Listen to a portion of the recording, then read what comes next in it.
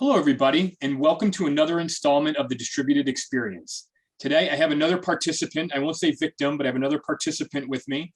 I have Joe Cavanaugh, who's the Vice President of Residential Sales for the Eastern United States and Canada for Tarkett. Joe, thank you so much for joining us today. Oh, thank you for having me. I'm glad to be here. Looking forward to the discussion. I'm always excited to have a manufacturer, somebody who works for the brand, Right. have a conversation about customer experience. So we'll look forward to hearing your perspective.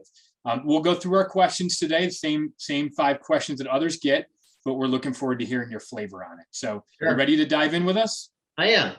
Okay, sounds good. So the phrase customer experience really seems to mean something different to everyone. I would agree. What does it mean to you? When you hear the phrase customer experience, what does it mean to you?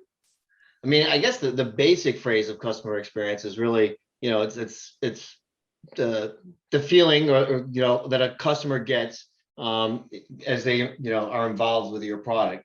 I think with our industry, and particularly my piece of the industry, that experience differs a little bit depending on how who that customer is, right? Like so, ultimately, the consumer is the end.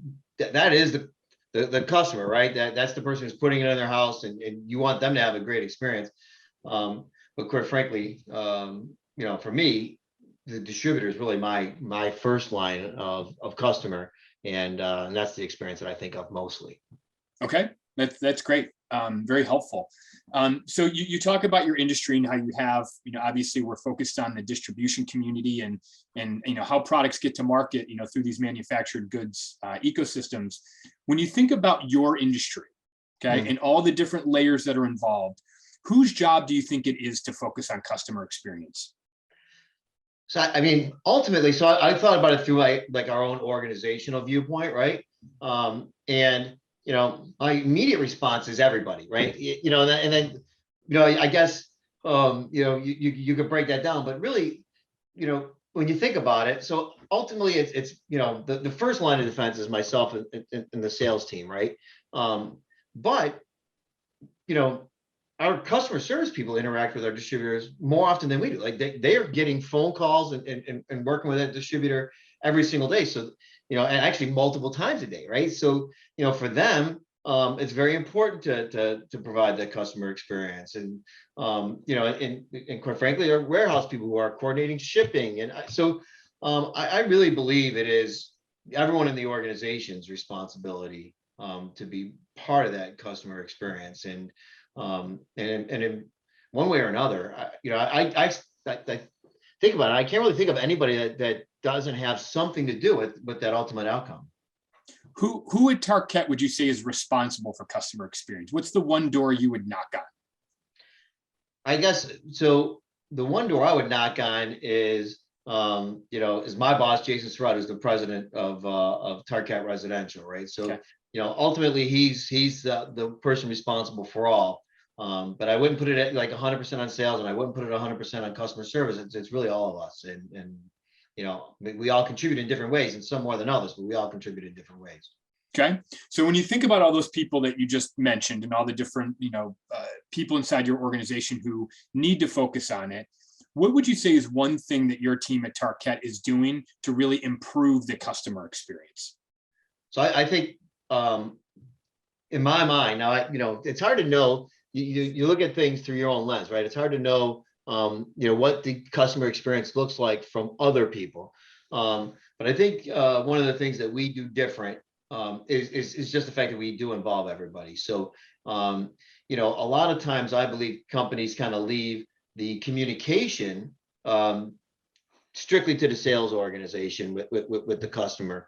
And we don't. We kind of get everybody involved. So, if there's a question about merchandising, then our merchandising team will get on the call. If there's a question about transportation and logistics, we'll get the logistics people on a call.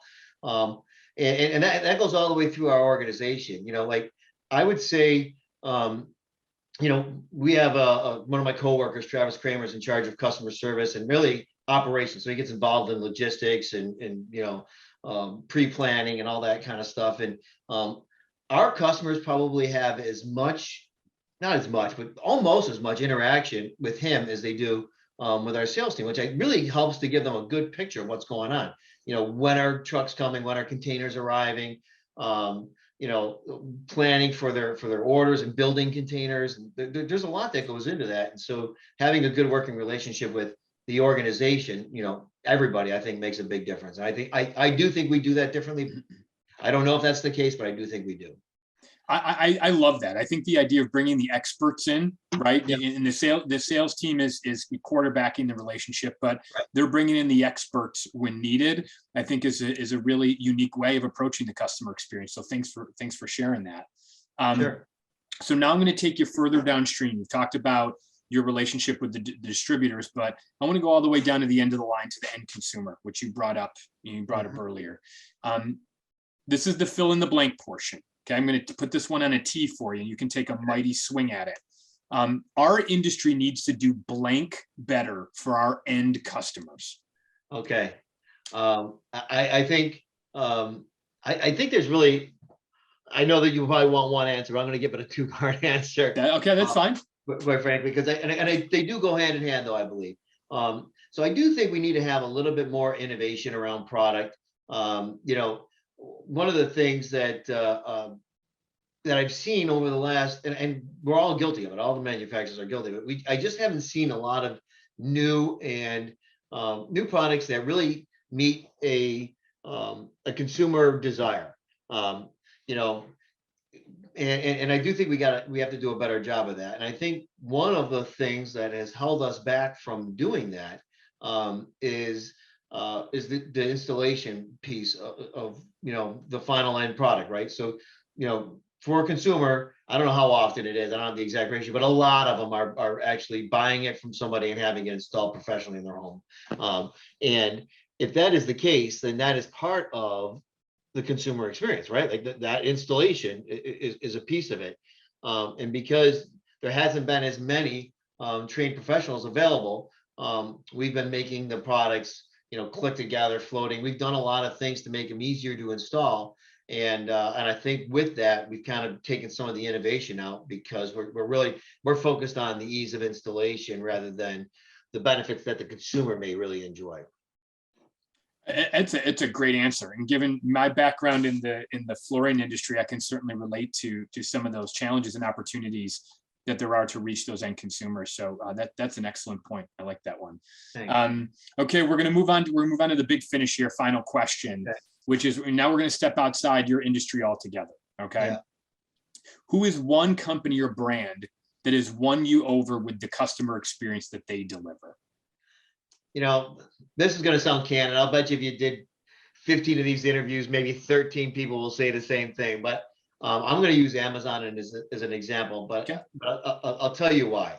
And it's because they make things easy. I think people associate Amazon with being cost effective.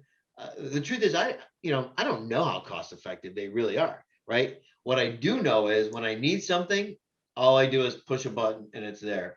And I think that's kind of like the way that we're trying to make that customer experience for our distributors. Now, it's not push a button, but can it be dial a phone, call? Because we do really have one customer service person associated with that distributor. Do I just call George and place my order and everything? Once I talk to George, everything's fine. And that is the way we do it. But I do think it's important, right? Like you want it to make it easy to do business with you. And I think Amazon has done that. I'm sure we're not at that level, but I'd like to think that that's part of what we're trying to do is make it easier for distributors to do business with us. That's a great point. You reduce friction and improve the ease of doing business. That's a great target for you or any other company. Sure. And when I ask that question, there's usually 5 or 6 different brands that everybody kind of gravitates back to. There's a reason why, and that's why I ask it. Because, when we think about what the objectives need to be or where the bar has been set, reminding ourselves who is setting that bar and why, they've come to be known for that level of service is important to take a minute and recognize. So thank you for that. You're welcome. Joe, I really appreciate the conversation today. Thank you for joining us. One thing I did not mention at the beginning that I want to get in here is see that you spent 20 years as a sergeant in the U.S. Army. Is that correct? It is, yeah, retired as a first sergeant, yep. Well, we, on behalf of the people viewing and the rest of the people that are involved with the organization, I want to say thank you for your service. We're very grateful for it. Thank you. I appreciate it. The truth is, you know, I'm thankful that I got the opportunity to serve, actually. So I appreciate it. Thanks.